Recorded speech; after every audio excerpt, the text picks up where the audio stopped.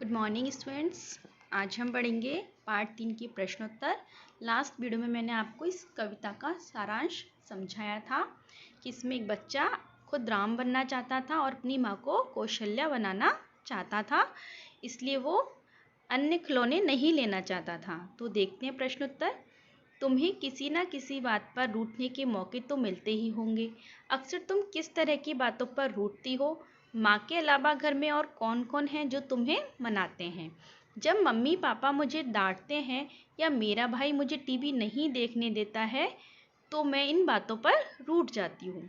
माँ के अलावा घर में मेरे पिताजी और दादाजी हैं। दादाजी मुझे बेहद प्यार दुलार देते हैं।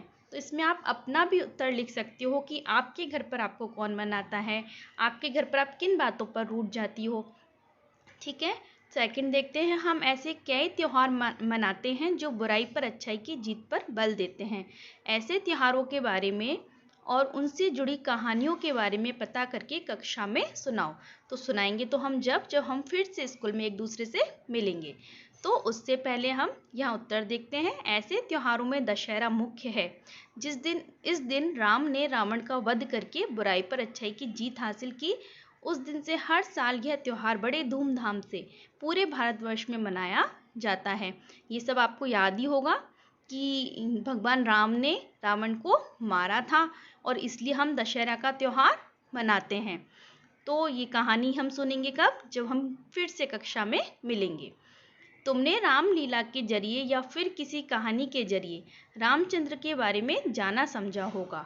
तुम्हें उनकी कौन कौन सी बातें अच्छी लगी?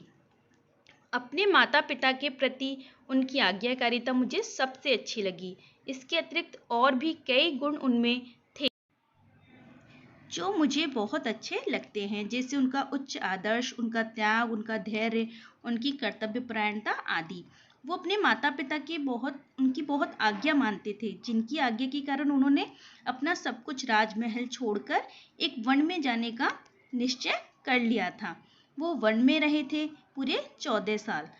ये देखो, उन्होंने माता पिता का कितना कहना माना था और वन में मिलने वाली कठिनाइयों की उन्होंने बिल्कुल परवाह नहीं की। एक राजमहल में रहने वाला फिर वन में रह रहा था, तो उसको पता था कि वहाँ कितनी कठिनाई होगी, पर फिर भी उसने उसकी परवाह नहीं की, क्योंकि वो उसके माता पिता की आज्ञा का पालन करना था। नेक्स्ट क्वेश्चन देखते हैं। तुम यहाँ लिखे खिलौनों में से किसे लेना पसंद करोगी और क्यों?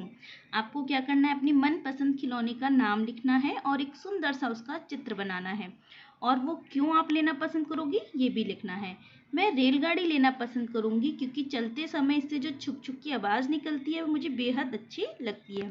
तो आपको यहाँ क्या करना है, आपको यहाँ अपने मनपसंद खिलौने का लिखना है, जो भी आप पसंद करते हो और क्यों करते हो। ठीक है। सेकंड देखते हैं, तुम अपने साथियों के साथ कौन कौन से खेल खेलती हो? मैं अपने साथियों के साथ कबड्डी, लुका छिपी, खो खो, बैडमिंटन आदि खेल खेलती हूँ। यहाँ भी आप अपने स्वयं के खेल लिख सकते हो। नेक्स्ट सेकंड देखते हैं, खिलौने वाला शब्द संज्ञा में वाला जोड़ने से बना है। नीचे लिखे वाक्यों में रेखांकित हिस्सों को ध्यान से देखो और संज्ञा, क्रिया आदि पहचानो। कि इसमें जो रेखांकित जो शब्द हैं उनको हम देखेंगे कि इसमें बाला, बाले, बाली जुड़े हुए हैं, और आगे का जो शब्द है वो क्या है, वो संज्ञा है या वो क्रिया है या वो विशेषण है, ये हमें बताना है। ठीक है। पान वाले की दुकान आज बंद है। तो पान वाले की दुकान में पान क्या हो गया? संज्ञा हो गई, वस्तु है। मेरी दिल्ली वाली मौसी बस कंडक्टर है। तो दिल्ली क्या हो गया? एक जगह का नाम, एक स्थान का नाम, तो संज्ञा। महमूद 5 बजे वाली बस से आएगा। 5 क्या हो गया? विशेषण, संख्यावाचक विशेषण है। नंदू को बोलने वाली गुड़िया चाहिए। तो बोलना क्या होता है? क्रिया। इस सामान को ऊपर वाले कमरे में रख दो। तो यहाँ ऊपर वाला क्या, ऊपर क्या हो जाएगा? क्रिया विशेषण। और इससे ऊपर वाले में दाढ़ी वाला आदमी कहाँ है? तो दाढ़ी क्या हो जाएगी? संज्ञा। मैं रात वाली गाड़ी से जम्मू जाऊंगी। तो रात क्या हो जाएगा? संज्ञा। ठीक है। नेक्स्ट हम होमवर्क देखेंगे। तो होमवर्क में हमें क्या करना है, जो स्टार्टिंग के 3 क्वेश्चंस कराए थे वो आपको करने हैं, और इसमें आपको फर्स्ट क्वेश्चन करना है, तुम यहाँ स्टार्टिंग के तीनों क्वेश्चन कंप्लीट करने के बाद इसमें खेल खिलौने से फर्स्ट क्वेश्चन करना है। एक सुंदर सा अपना खिलौने का चित्र बनाना है और उसके बारे में लिखना है। सेकंड, आपको ये खिलौने वाला शब्द संज्ञा में वाला जोड़ने से बना है, ये बताना है कि किस में कौन सा है, किस में संज्ञा है, किस में क्रिया है।